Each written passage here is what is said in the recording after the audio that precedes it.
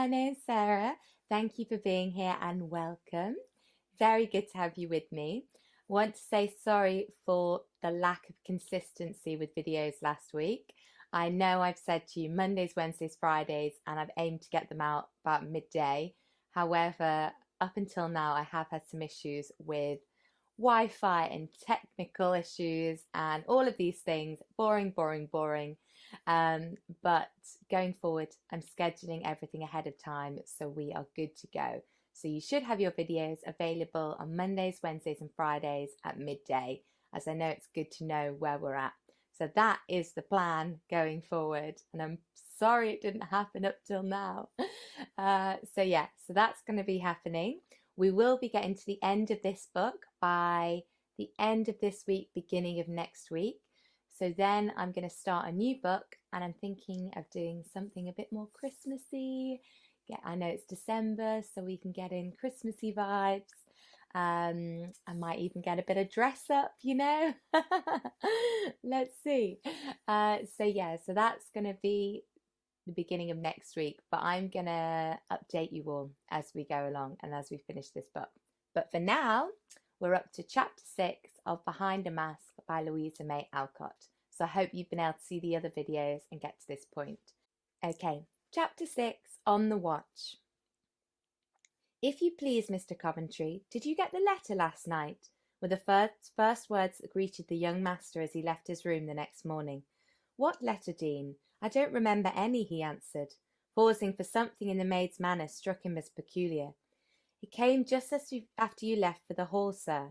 Benson ran after you with it, and it was marked haste. Did you get it, sir? Asked the woman anxiously. Yes, but upon my life I forgot all about it till this minute. It's in my other coat, I suppose, if I've not lost it. That observed masquerading put everything else out of my head. And speaking more to himself than to the maid, Coventry turned back to look for the missing letter. Dean remained where she was, apparently busy about the arrangement of the curtains at the hall window, but furtively watching meanwhile with a most unwonted air of curiosity. Not there, I thought so, she muttered, as Coventry impatiently thrust his hand into one pocket after the other, but as she spoke, an expression of amazement appeared in her face, for suddenly the letter was discovered. I'd have sworn it wasn't there. I don't understand it. But she's a deep one, or I'm much deceived. And Dean shook her head like one perplexed but not convinced. Coventry uttered an exclamation of satisfaction on glancing at the address and standing where he was, tore open the letter. Dear C, I'm off to Baden. Come and join me, and you'll be out of harm's way. For if you fall in love with J.M., and you can't escape if you stay where she is, you will incur the trifling inconvenience of having your brains blown out. Yours truly, F.R. Sidney. The man is mad, ejaculated Coventry, staring at the letter while an angry flush rose in his face. What the deuce does he mean by writing to me in that style? Join him, not I. And as for the threat, I laugh at it. Poor Jean. This headstrong fool seems to be bent on tormenting her. Well, Dean, what are you waiting for? He demanded, as if suddenly conscious of her presence. Nothing, sir. I only stopped to see if you found the letter. Beg your pardon, sir. And as she was moving on, when Coventry asked with a suspicious look, What made you think it was lost? You seem to take uncommon interest in my affairs today. Oh dear, no, sir. I felt a bit anxious. Benson is so forgetful, and it was me who sent him after you, for I happened to see you go out, so I felt responsible. Being marked that way, I thought it might be important, so I asked about it. Very well. You can go, Dean. It's all right, you see. I'm not so sure of that, muttered the woman, as she curtsied respectfully and went away, looking as if the letter had not been found. Dean, was Miss Beaufort's maid a grave middle-aged woman with keen eyes and somewhat grim air? Having been long in the family, she enjoyed all the privileges of a faithful and favourite servant. She loved her young mistress with almost jealous affection. She watched over her with the vigilant care of a mother, and resented any attempt at interference on the part of others. At first she pitied and liked Jean Murr, then distrusted her, and now heartily hated her, as the cause of increased indifference of Coventry towards his cousin. Dean knew the depth of Lucia's love, and though no man in her eyes was worthy of her mistress, still having honoured him with her regard, Dean felt bound to like him, and the late change in his manner disturbed the maid almost as much as it did the mistress. She watched Jean narrowly, causing that amiable creature much amusement, but a little annoyance. As yet for Dean's slow English wit was no match for the subtle mind of the governess. On the preceding night, Dean had been sent up to the hall with the costumes, and had there seen something which much disturbed her. She began to speak of it while undressing her mistress, but Lucia, being in an unhappy mood, had so sternly ordered her not to gossip, that the tale remained untold, and she was forced to bide her tune. Now, I'll see how she looks after it, though there's not much to be got out of her. Face the deceitful hussy, thought Dean, marching down the corridor and knitting her black brows as she went. Good morning, Mrs. Dean. I hope you are none the worse for last night's frolic. You had all the work, and we had the play, said a blithe voice from behind her, and turning sharply, she confronted Miss Muir. Fresh and smiling, the governess nodded with an air of cordiality which would have been irresistible with anyone but Dean. I'm quite well, thank you, miss, she returned coldly, as her keen eye fastened on the girl, as if to watch the effort of her words. I had a good rest when the young ladies and gentlemen were at supper for a while. The maids cleared up. I sat in the little anteroom. Yes, I saw you, and feared you were very cold. Very glad you weren't. How is Miss Beaufort? She seemed rather poorly last night, was the tranquil reply, as Jean settled the little frills about her delicate wrists. The cool question was a return shot for Dean's hint that she had been where she could oversee the interview between Coventry and Miss Muir. She is a bit tired, as any lady would be after such an evening. People who are used to play acting wouldn't mind it, perhaps, but Miss Beaufort don't enjoy romps as much as some do. The emphasis on certain words made Dean's speech as impertinent as she desired, but Jean only laughed, and as Coventry's step was heard behind them, she ran downstairs, saying blandly, but with a wicked look, I won't stop to thank you now, lest Mr. Coventry should bid me good morning, and so increase Miss Beaufort's indisposition. Dean's eyes flashed as she looked after the girl with a wrathful face, and went her way, saying grimly, I'll bide my time, but I'll get the better of her yet. Fancy herself quite removed from last night's absurdity, yet curious to see how Jean would meet him, Coventry lounged in the breakfast-room with his unusual air of listless indifference. A languid nod and murmur was all the reply he vouchsafed for the greetings of his cousin, sister, and governess, as he sat down and took up his paper. Have you had a letter from Ned? Asked Bella, looking at the note which her brother still held. No, was the brief answer. Who then? You look as if you've received bad news. There was no reply, and peeping over his arm, Bella caught sight of the seal and exclaimed in a disappointed tone, It's the Sydney crest. I don't care about the note now. Man's letters to each other are not interesting. Miss Muir had been quietly feeding one of Edward's dogs, but at the name she looked up and met Coventry's eyes, colouring so distressfully that he pitied her. Why he should take the trouble to cover her confusion, he did not stop to ask himself, but seeing the curl of Lucia's lip, he suddenly addressed her with an air of displeasure. Do you know that your Dean's getting impertinent? She presumes too much on her age, and your indulgence, and forgets her place. What has she done? Asked Lucia coldly. She troubles herself about my affairs, and takes it upon herself to keep Benson in order. Here Coventry told her about the letter, and the woman's evident curiosity. Poor Dean, she gets no thanks for reminding you of what you have forgotten.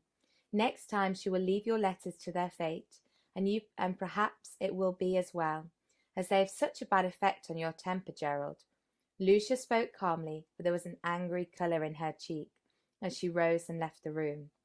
Coventry looked much annoyed, for on Jean's face he detected a faint smile, half pitiful, half satirical, which disturbed him more than his cousin's insinuation. Bella broke the awkward silence by saying with a sigh, "Poor Ned. I do so long to hear from him. I thought a letter had come for some of us. Dean said she saw one bearing his writing on the hall table yesterday. She seems to have a manner for inspecting letters. I won't allow it. Who was the letter for, Bella?" said Coventry, putting down his paper. She wouldn't or couldn't tell, but looked very cross and told me to ask you. "Very odd. I've had none," began Coventry. "But I had one several days ago. Will you please read it and my reply?" And as she spoke, Jean laid 2 letters before him. "Certainly not. It would be dishonourable to read what Ned intended for no eyes but your own. You are too scrupulous in one way, and not enough in another, Miss Muir." And Coventry offered both letters with an air of grave decision, which could not conceal the interest and surprise he felt. "You are right. Mr. Edward's note should be kept sacred, for in the poor boy has laid bare his heart to me. But mine I beg you will read, that you may see how well I've tried to keep my word to you. Oblige me in this, Mr. Coventry, I have the right to ask of you." So urgently she spoke, so wistfully she looked that he could not refuse, and going to the window, read the letter. It was evidently an answer to a passionate appeal from the young lover, and was written with a consummate skill. As he read, Gerald could not help thinking, if this girl writes in this way to a man whom she does not love, with what a world of power and passion would she write to whom she did love? And this thought kept returning to him, as his eye went over lines and lines of the wise argument, gentle reproof, good counsel, and friendly regard. Here and there a word, a phrase betrayed what she had already confessed, and Coventry forgot to return the letter, as he stood wondering who was the man who Jean loved. The sound of Bella's voice recalled him, for she was saying half kindly, half petulantly, "Don't look so sad, Jean. Ned will outlive it, I dare say. You remember you once said men never died of love, though women might. In his one note to me, he spoke so beautifully of you, and begged me to be kind for his sake, and that I tried to be with all my heart, though if it was any one but you, I really think I should hate them for making my dear boy so unhappy. You are too kind, Bella, and I often think I'll go away to relieve you of my presence, but unwise and dangerous as it is to stay, I haven't the courage to go. I've been so happy here." And as she spoke, Jean's head dropped lower over the dog as it nestled to her affectionately. Before Bella could utter the half-loving words that sprang to her lips, Coventry came to them with all languor gone from face and mien, and laying Jean's letter before her, he said with an undertone of deep feeling in his usually motionless voice, "A right womanly and eloquent letter, but I fear it will only increase the fire it was meant to quench. I pity my brother more now than ever." "Shall I send it?" asked Jean, looking straight up at him, like one who had entire reliance on his judgment. "Yes, I have not the heart to rob him of such a sweet sermon upon self-sacrifice. Shall I post it for you?" "Thank you. In a moment." And with a grateful look Jean dropped her eyes. Producing her little purse, she selected a penny, folded it in a bit of paper, then offered both letter and coin to Coventry, with such pretty air of business that he could not control a laugh. "So you won't be indebted to me for a penny. What a proud woman you are, Miss Muir." "I am. It's a family failing." And she gave him a significant glance, which recalled him to a memory of who she was. He understood her feeling, and liked her the better for it, knowing that he would have done the same if he had been in her place. It was the little thing, but it was done for effect, and it answered admirably, for it showed a quick insight into his character on her part, and betrayed him to the existence of pride, which he sympathized heartily. He stood by Jean a moment, watching her as she burnt Edward's letter in the blaze of the spirit lamp under the urn. "Why do you do that?" he asked involuntarily. "Because it's my duty to forget," was all her answer. "Can you always forget when it becomes a duty?" "I wish I could. I wish I could." She spoke passionately, as if the words broke from her will against her, from her, as if the words broke from her against her will, and rising hastily, she went into the garden, as if afraid to stay. Poor dear Jean is very unhappy about something, but I can't discover what it is. Last night I found her crying over a rose, and now she runs away, looking as if her heart was broken. I'm glad I've got no lessons. What kind of a rose? Asked Coventry, from behind his paper as Bella paused. A lovely white one. It must have come from the hall where we have none like it. I wonder if Jean was ever going to be married, and lost her lover, and felt sad because the flower reminded her of her bridal roses. Coventry made no reply, but felt himself change countenance as he recalled the little scene behind the rose hedge, where he gave Jean the flower which she had refused yet to take him. Presently, to Bella's surprise, he flung down the paper, tore Sidney's note into atoms, and rang for his horse with an energy which amazed her. Why, Gerald, what has come over you? One would think Ned's restless spirit had suddenly taken possession over you. What are you going to do? I'm going to work, was the unexpected answer, as Coventry turned towards her, with an expression so rarely seen on his fine face. What has waked you all at once? Asked Bella, looking more and more amazed. You did, he said, drawing her towards him. I? When? How? Do you remember saying once that energy was better than beauty in a man, and that no one could respect an idler? I never said anything half so sensible as that, Jean said. Jean said something like it once, I believe, but I forgot. Are you tired of doing nothing at last, Gerald? Yes, I neglected my duty to Ned till he got in trouble, and now I reproach myself for it. It's not too late to do other neglected tasks, so I'm going to do them with a will. Don't say anything about it to anyone, and don't laugh at me for it, for I am in earnest, Belle. I know you are, and I admire and love you for it, my dear boy, cried Bella enthusiastically, as she threw her arms about his neck and kissed him heartily. What will you do first? She asked, as she stood thoughtfully, smoothing the bright head that leaned upon his shoulder, with that new expression still clear and steady in his face. I'm going to ride over the whole estate, and attend to things as a master should, not leave it all to Bent, of whom I've had many complaints, but have been too idle to inquire about them. I shall consult uncle, and endeavour to be all that my father was in his time. Is that a worthy ambition, dear? Oh, Gerald, let me tell Mamma it will make her so happy. You're her idol, and to hear you say these things, to see you look so dear like Papa, would do more for her spirits than all the doctors in England. Wait till I prove what my resolution is worth, when I have really done something. Then I'll surprise Mamma with a sample of my work. Of course you'll tell Lucia. Not on my account. It's a little secret between us, so I'll keep it till you give me leave to tell it. But Jean will see it at once. She knows everything that happens. She's so quick and wise. Do you mind her knowing? I don't see that I can help if she is too wonderfully gifted. Let her see what she can. I don't mind her. Now I'm off. And with a kiss to his sister, a sudden smile on his face, Coventry sprang up on his horse and rode away at a pace which caused the groom to stare after him in a blank amazement. Nothing more was seen of him till dinner time, when he came in so exhilarated by his brisk ride and busy morning that he found some difficulty in assuming his customary manner, and more than once astonished the family by talking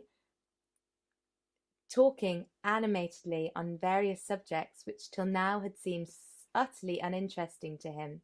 Lucia was amazed, his mother delighted, and Bella could hardly control her desire to explain the mystery, but Jean took it very calmly and regarded him with an air of one who said, I understand, but you will soon tire of it. This nettled him more than he would confess, and he exerted himself to silently contradict that prophecy. Have you answered Mr. Sidney's letter? Asked Bella, when they were all scattered about the drawing-room after dinner. No, answered her brother, who was pacing up and down with restless steps instead of lounging near his beautiful cousin. I asked because I remembered that Ned sent a message for him in my last note, as he thought you would know Sydney's address. Here it is, something about a horse. Please put it in when you write, and Bella laid the note on the writing table nearby. I'll send it once I've done with it, muttered Coventry, and seating himself he dashed off a few lines, sealed and sent the letter, then resumed his march, eyeing the three young ladies with three different expressions as he passed and repassed. Lucia sat apart, feigning to be intent upon a book, and her handsome face looked almost stern in its haughty composure. For though her heart ached, she was too proud to own it. Bella now lay on the sofa, half asleep, a rosy little creature, as unconsciously pretty as a child. Miss Muir sat in the recess of a deep window, in a low lounging chair, working at an embroidery frame with a graceful industry pleasant to see. Of late she had worn colours, for Bella had been so generous in gifts, and the pale blue muslin which flowed in soft waves about her was very becoming to her fair skin and golden hair. The close braids were gone, and loose curls dropped here and there from the heavy coil wound around the well-shaped head. The tip of one dainty foot was visible, and a petulant little gesture, which now and then shook back the falling sleeve, gave glimpses of a round white arm. Ned's great hound lay near-by. The sunshine flickered on her through the leaves, and as she sat smiling to herself, while the dexterous hands shaped leaves and flower, she made a charming picture of all that is most womanly and winning, a picture which a few men's eyes would not have liked to rest upon. Another chair sat near her, and as Coventry went up and down, a strong desire to take it possessed him. He was tired of his thoughts, and wished to be amused by watching the changes of the girl's expressive face, listening to the varying tones of her voice, and trying to discover the spell which so strongly attracted him in spite of himself. More than once he swayed from his course to gratify his whim, but Lucia's presence always restrained him, and with a word to the dog or a glance from the window, as pretext for a pause, he resumed his walk again.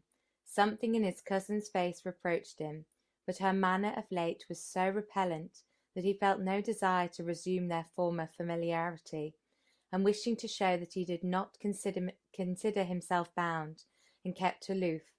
It was quite a test of the power of each woman. It was quite a test of the power of each woman over this man. They instinctively felt it, and both tried to conquer. Lucia spoke several times, and tried to speak frankly and affably, but her manner was constrained, and Coventry, having answered politely, relapsed into silence. Jean said nothing, but silently appealed to the eye and ear by the pretty picture she made of herself, the snatches of song she softly sang, as if forgetting that she was not alone, and a shy glance now and then, half wistful, half merry, which was more alluring than graceful of figure or sweet voice. When she had tormented Lucia and tempted Coventry long enough, she quietly asserted her supremacy in a way which astonished her rival, who knew nothing of the secret of her birth, which knowledge did much to attract and charm the young man. Letting a ball of silk escape from her lap, she watched it roll towards the promenader, who caught it and returned it with alacrity which added to the grace of the trifling service. And as she took it, she said in the frank way which never failed to win him, "I think you must be tired, but if your exercise is necessary, employ your energies to some purpose, and put your mother's baskets of silks in order. They are in a tangle, and it will please her to know that you did it, as your brother used to do." "Hercules at the distaff," said Coventry gaily, and down he sat in the long-desired seat. Jean put the basket on his knee, and as he surveyed it, as if daunted by the task, she leaned back and indulged in a musical little peal of laughter, charming to hear. Lucia sat dumb with surprise to see her proud, indolent cousin obeying the commands of a governess, and looking as if he heartily enjoyed it. In 10 minutes she was entirely forgotten, as if she had been miles away, for Jean seemed in her wittiest, most wonderful mood, and now she treated the young master like an equal. There was none of the former meek timidity, yet often her eyes fell on her colour changed, and her piquant sallies faltered on her tongue, as Coventry involuntarily looked deep into her fine eyes, which had shone on him so tenderly in that mimic tragedy. He could not forget it, and though neither alluded to it, the memory of the previous evening seemed to haunt both, and lend a secret charm to the present moment. Lucia bore this as long as she could, then left the room with an air of insulted princess, but Coventry did not, and Jean feigned not to see her go. Bella was fast asleep, and before he knew how it came to pass, the young man was listening to the story of his companion's life, a sad tale, told with wonderful skill, for soon he was absorbed in it. The basket slid unobserved from his knee, and the dog was pushed away, and leaning forward, he listened eagerly as the girl's low voice recounted all the hardships, loneliness, and grief of her short life. In the midst of a touching episode, she started, stopped, and looked straight before her, with an intent expression which changed to one of intense contempt, and her eye turned to Coventry, as she said, pointing to the window behind him, "We are watched." "By whom?" he demanded, staring up angrily. "Hush, say nothing, let it pass, I'm used to it." "But I am not, and I'll not submit to it. Who was it, Jean?" he answered hotly. She smiled significantly at a knot of rose-coloured ribbon which a little gust was blowing towards them along the terrace. A black frown darkened the young man's face as he sprang out of the long window and went rapidly out of sight, scrutinizing each green nook as he passed. Jean laughed quietly as she watched him, then said softly to herself with her eyes on the fluttering ribbon, "That was a fortunate accident and a happy inspiration." "Yes, my dear Miss Dean, you will find that playing the spy will only get your mistress as well as yourself into trouble. You would not be warned, and you must take the consequences, reluctant as I am to injure a worthy creature like yourself." Soon Coventry was heard returning. Jean listened with suspended breath to catch his first words, for he was not alone. "Since you insist that it was you and not your mistress, I'll let it pass, although I still have my suspicions. Tell Miss Beaufort I desire to see her for a few moments in the library. Now go, Jean, and be careful for the future, if you wish to stay in my house." The maid retired, and the young man came back in both looking ireful and stern. "I wish I'd said nothing, but I was startled and spoke involuntarily. Now you are angry, and I've made fresh trouble for you. Poor Miss Lucia, forgive me as I forgive her, and let it pass. I've learnt to bear this surveillance, and pity her callous jealousy," said Jean with a self-reproachful air. "I will forgive the dishonourable act, but I cannot forget it, and I intend to put a stop to it. I am not betrothed to my cousin, as I told you once, but you, like the rest, seem bent on believing that I am. Hitherto I've cared little about the matter to settle it, but now I shall prove beyond all doubt that I am free." As he uttered the last word, Coventry cast on Jean a look that affected her strangely. She grew pale, her work dropped on her lap, and her eyes rose to his with an eager, questioning expression, which slowly changed to one of mingled pain and pity, as she turned her face away, murmuring in a tone of tender sorrow, "Poor Lucia, who will comfort her?" For a moment Coventry stood silent, as if weighing some fateful purpose in his mind. As Jean's rapt sigh of compassion reached his ear, he had echoed it with himself, half repented his resolution. Then his eye rested on the girl before him, looking so lonely in her sweet sympathy for another that his heart yearned towards her. Sudden fire shot into his eye, sudden warmth replaced his cold sternness in his face, and his steady voice faltered suddenly, as he said, very low yet very earnestly, "Jean, I've tried to love her, but I cannot. Ought I to deceive her, and make myself miserable to please my family? She is beautiful and good, and loves you tenderly. Is there no hope for her?" asked Jean, still pale but very quiet, though she held one hand against her heart. as if to still or hide its rapid beating. None, answered Coventry. But can you not learn to love her? Your will is strong, and most men would not find it a hard task. I cannot, for something stronger than my own will controls me. What is that? And Jean's dark eyes were fixed upon him, full of innocent wonder. His fell, and he said hastily, I dare not tell you yet. Pardon, I should not have asked. Do not consult me in this matter. I am not the person to advise you. I can only say it seems to me as any man with an empty heart would be glad to have such a beautiful woman as your cousin. My heart is not empty, began Coventry, drawing a step nearer and speaking in a passionate voice. Jean, I must speak. Hear me. I cannot love my cousin, because I love you. Stop! And Jean sprang up with a commanding gesture. I will not hear you while any promise binds you to another. Remember your mother's wishes, Lucia's hopes, Edward's last words, your own pride, my humble lot. You forget yourself, Mr. Coventry. Think well before you speak. Weigh the cost of this act, and recollect who I am before you insult me by any transient passion, any false vows. I have, though. I do weigh the cost, and swear that I desire to woo you as humbly, honestly as I would any lady in the land. You speak of my pride. Do I stoop in love my equal in rank? You speak of your lowly lot, but poverty is no disgrace, and then the courage with which you bear it makes it beautiful. I should have broken with Lucia before I spoke, but I could not control myself.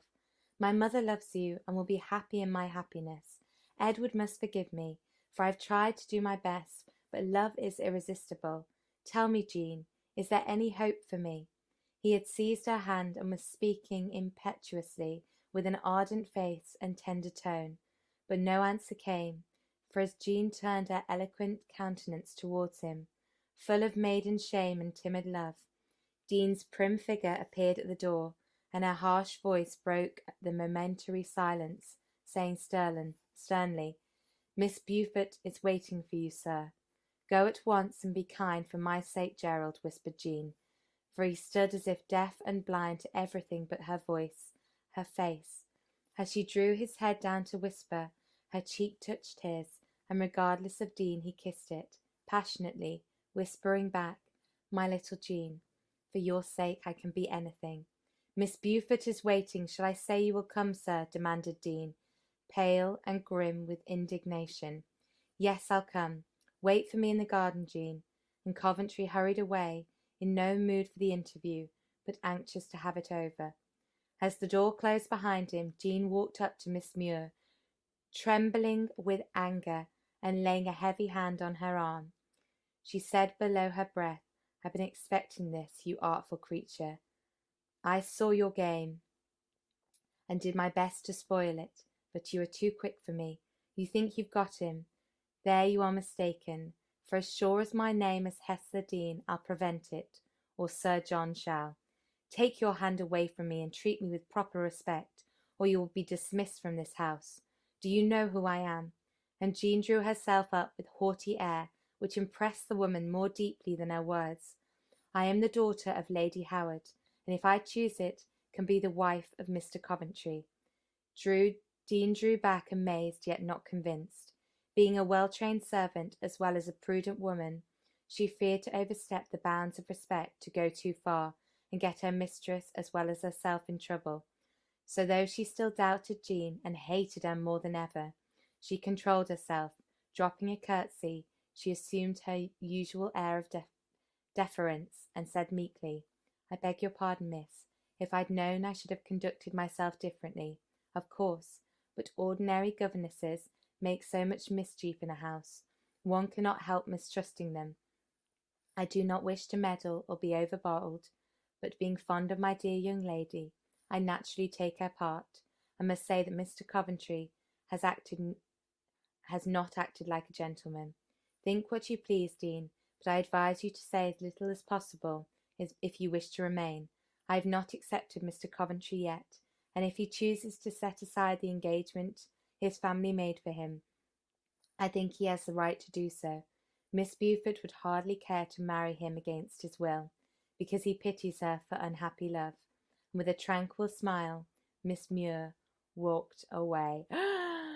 Ay, ay, ay. Oh my goodness. So it's all kicking off. It's all going to craziness. Okay, gonna leave it there today, and I will be back on Wednesday with chapter 7. Have a lovely rest of your day. Take care of yourselves and speak soon. Goodbye.